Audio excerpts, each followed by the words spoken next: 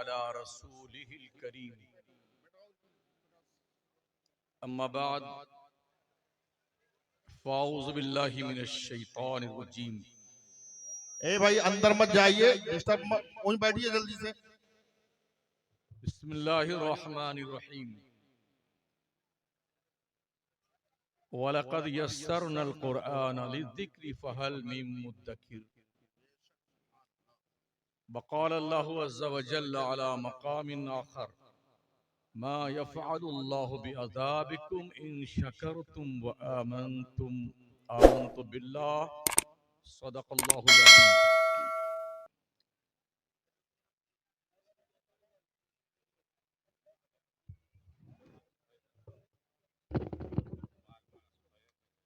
करीम ने आपके पचमा खजूर गाँव में, क्या खजूर पैदा होती है यहाँ पे?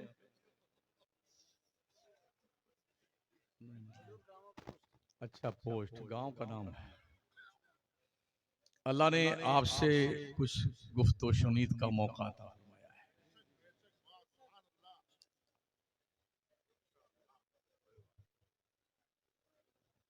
आप लोगों से इतनी गुजारिश है, थोड़ी देर के लिए आप खामोश हो जाएं।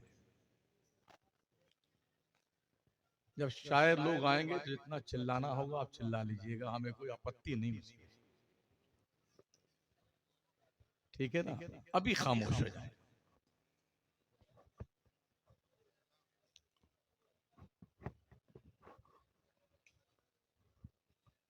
तुरुशी पढ़ लें। अल्लाहुम्मा सल्ली अला सय्यिदिना व मौलाना मुहम्मद व अला आलिहि व सहबिहि व बारिक व सल्लिम सलातुन व सलामुन अलैका या रसूलल्लाह।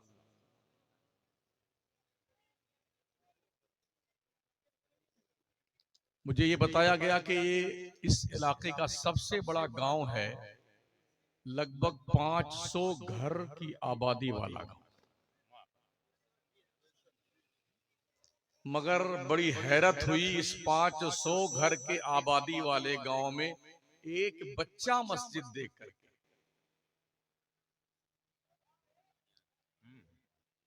इतनी छोटी सी मस्जिद है। मुझे अंदाजा हुआ कि जब इस 500 घर वाले आबादी वाले गांव में इतनी छोटी सी मस्जिद है तो नमाजी कितने होंगे।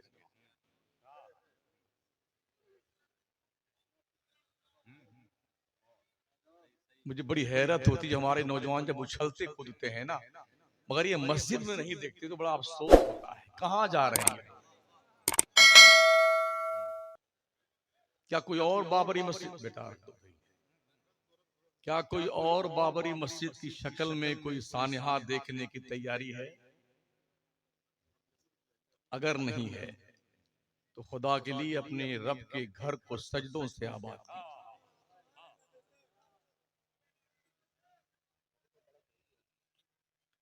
यहाँ इल्म सीखिए, वहां नमाज पढ़िए, और ज्यादा बदमाशी शुरू करने लग जाए तो ये कब्रिस्तान देख लिया कीजिए, ताकि चर्बी और भी पिघल जाया करे। इसलिए कि ये वो शहर खामोशा है, किसी मौलाना की तकरीर पल्ले पड़े न पड़े, और इसकी बाउंड्री देखने के बाद बहुत कुछ पल्ले पड़ जाता है। कितने प्रधान पड़े हुए हैं इसी में, है? कितने सरपंच खा लिए इस जमीन ने, ये नामवर बेनिशा कैसे कैसे, जमीन खा गई आसमां कैसे कैसे। तो कभी तन्हाई में इस शहर खामोशा के कुर्ब में जा करके अपने पुराने दादा परदादा लकड़दादा पकड़दादा तकड़दादा सबको आवाज देके पूछिए मिजाज शरीफ कैसे आ। कभी पूछिए अकेले। यकीनन जिस दिन आप ये जसारत कर लेंगे तो 24 घंटे के लिए जरूर आपके दिमाग की बत्ती रोशन हो जाएगी।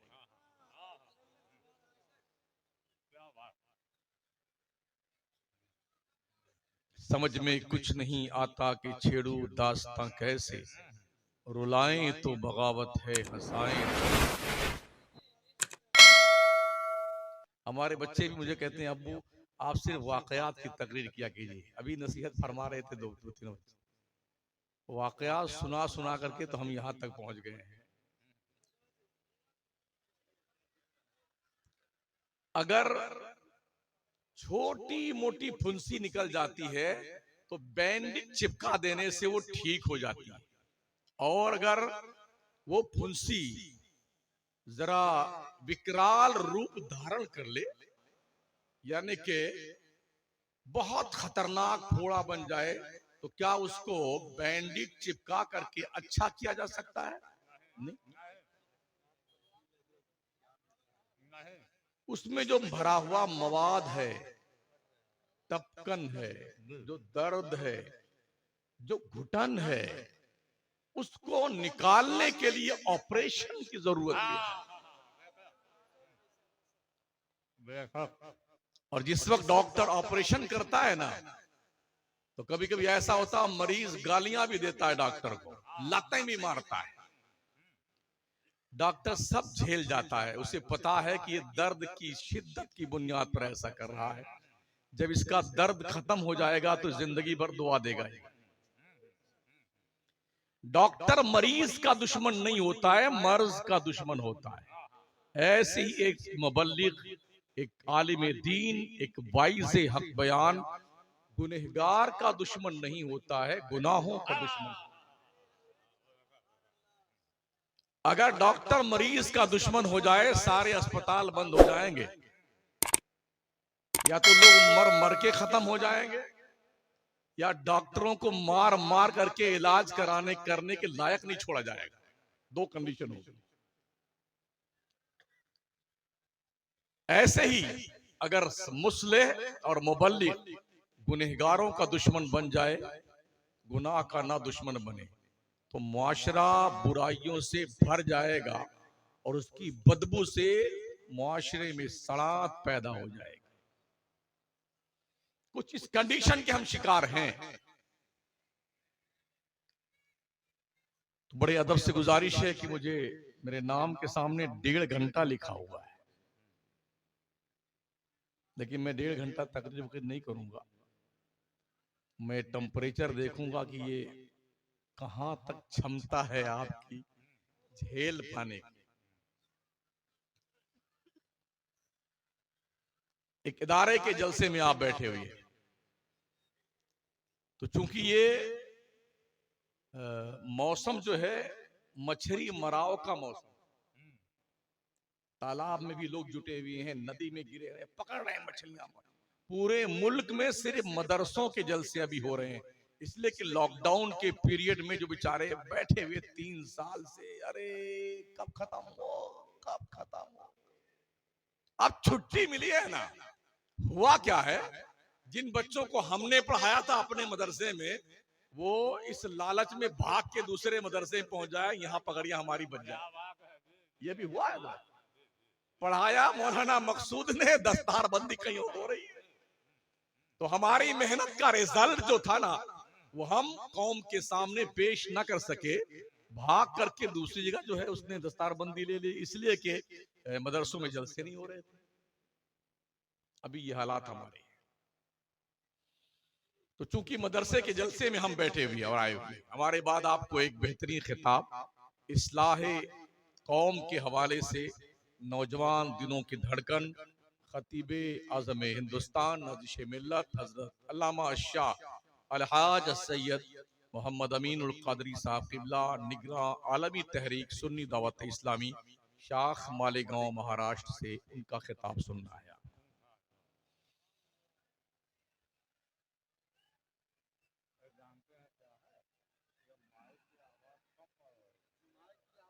आप लोग तो इधर देखो ना यार, जो चिल्लाने चिल्लाने, आप लोग इधर देखिए।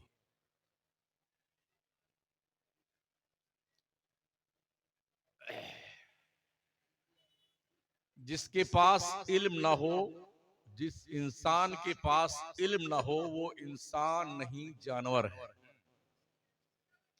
जिस घर में तालीम ना हो, वो घर इंसानों का घर नहीं, मुर्गी का दरबार है।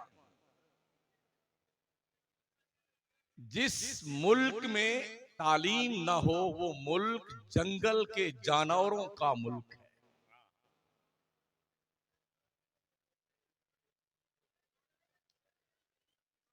हमारे प्यारे आका सल्लल्लाहु ताला अलैहि वसल्लम का इरशाद आली वक़ार कुरान के फरमान की शक्ल में अल्लाह का नबी पैगाम देता है रब के हुक्म को आम करते हुए। हमने कुरान को याद करने के लिए आसान बना दिया है कोई जो कुरान को याद करे? वलक़द यस्सरनल कुरान लिज़्ज़िक्रि फ़हल मिन मुद्दकिर, है कोई याद करने वाला? सुना है 5 बच्चों की दस्तार बंदी होने वाली है। बाज़ाब्ता तौर पर मौलाना लोगों की, हाफिज लोगों की बिरादरी में आज शामिल होने का इन्हें परमिशन दिया जाए।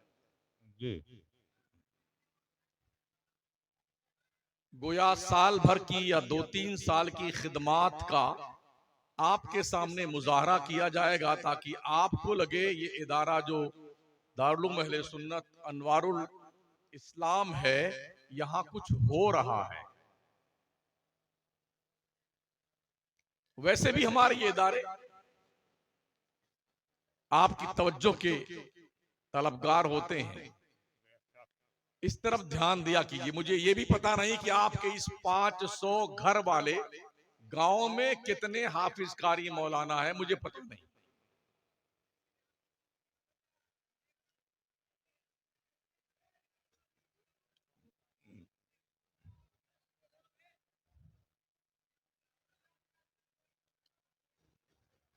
और दूसरी आयत जो मैंने तिलावत की थी, मा यफ़अलुल्लाहु बिअज़ाबिकुम इन शकरतुम, अल्लाह तुम्हें अजाब देके क्या करेगा अगर तुम अल्लाह का शुक्रिया अदा।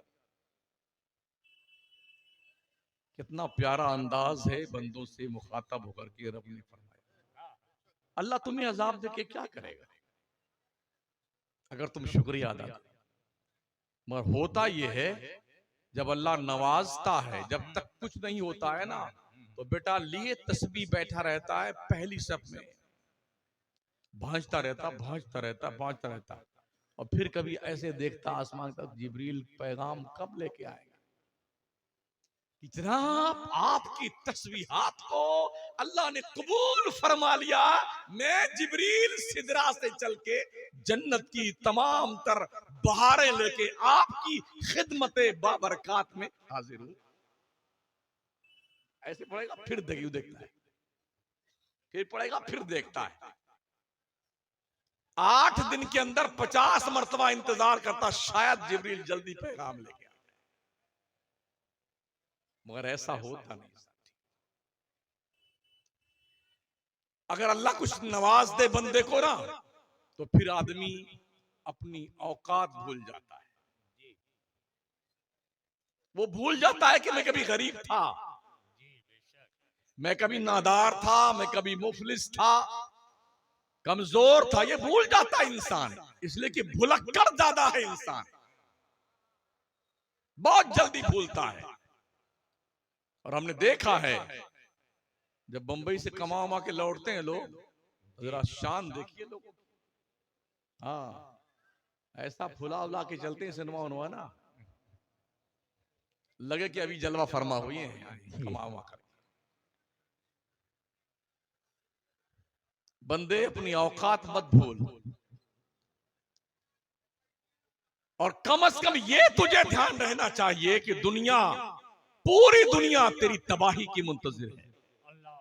पूरी दुनिया, तुम किसी को अपना हमदर्द मत समझो। बेशक अगर तुमने अल्लाह के हुदूद की पामाली की है तो दुनिया की कोई ताकत तुम्हें अजाब इलाही से बचा नहीं सकती।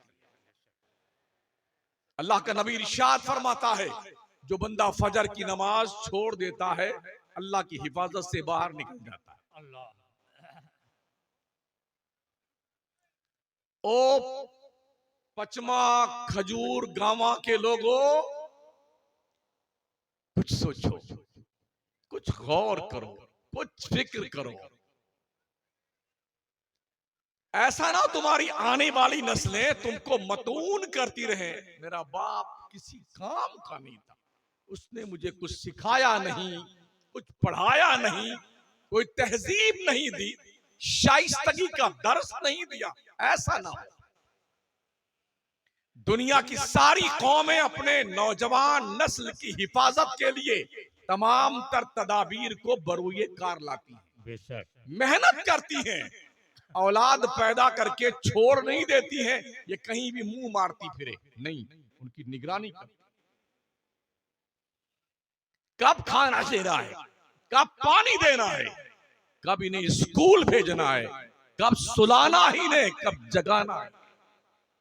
इस मामले में हम बहुत पीछे हैं, हम मुसलमान। कब हमारा लड़का घर पे आता है पता नहीं, कब सोता है पता नहीं, कब जागता है पता नहीं। और अगर जान भी जाए ना तो ना अम्मा पूछती है बेटे से, ना अब्बा पूछते हैं, चाहे 12 बजे दिन में सो के उठे, चाहे 4 बजे सो के उठे। ये कंडीशन है हमारी। तो जिस कौम को अपने मुस्तकबिल के नस्ल के तहफ्फुज़ के लिए कोई सोच मुस्बत ना हो जिस कौम के पास, उस कौम की भविष्य की नस्लें तबाही और बर्बादी के डगर पे चल निकलती हैं। बचाओ अपनी नस्लों को शराब, जुए, सट्टे, बदनिगाही, अय्याशी, फुहाशी, बेहयाई से। ये वो चीजें हैं तो इंसान को मफलूज और अपाहिज बना देती, अपाहिज बना देती। पैगंबर इस्लाम सल्लल्लाहु ताला अलैहि वसल्लम ने जिस माहौल में आंखें खोली थी ना, कितना खतरनाक माहौल था। शराब का, जुए का, सट्टे का, बेशर्मी का, बेहयाई का, फुहाशी का, अय्याशी का।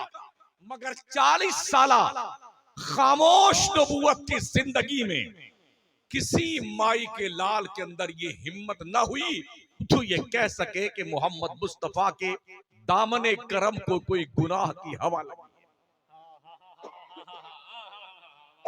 नारे तकबीर, नारे रिसालत।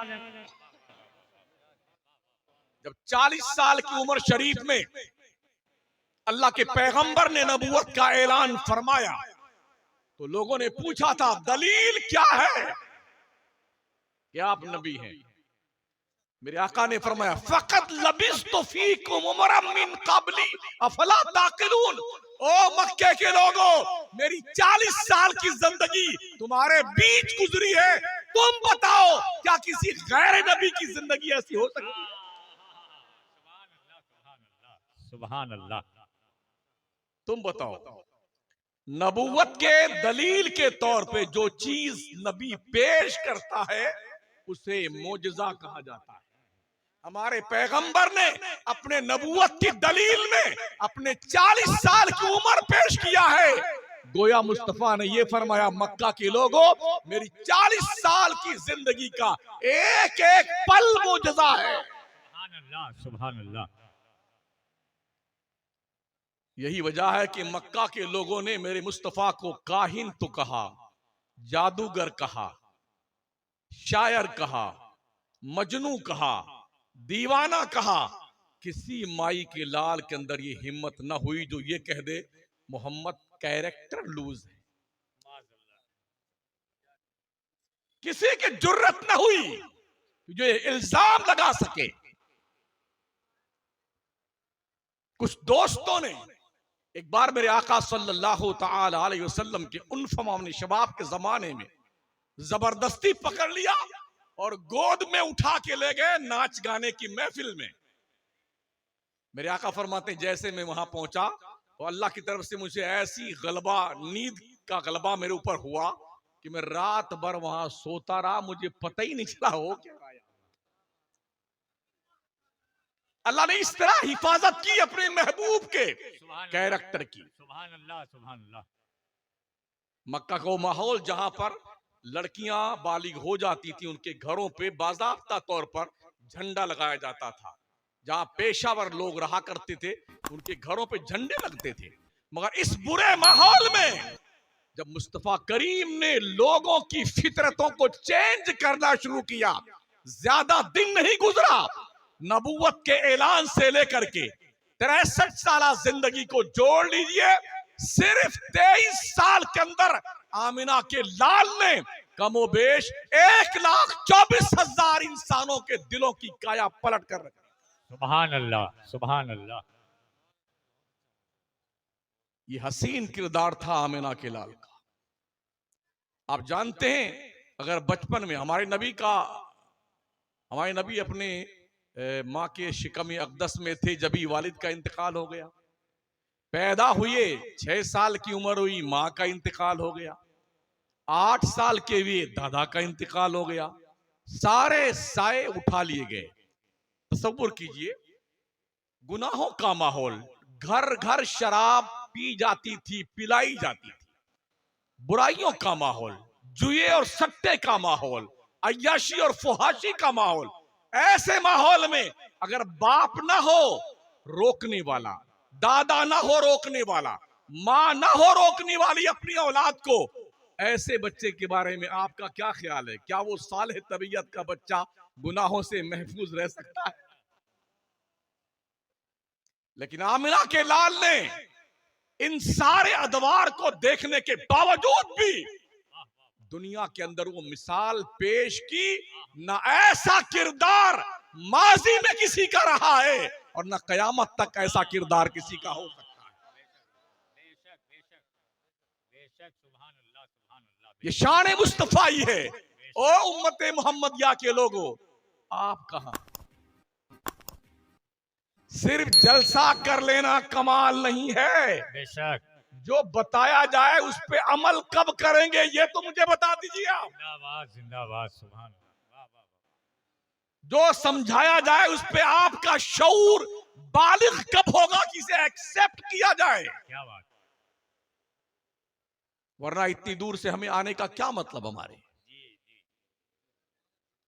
ये जो दृश्य आप देख रहे हैं, क्या ये सिर्फ तफरीह तबाह के लिए है? जी नहीं। इन जलसों पे पैसे लाखों रुपए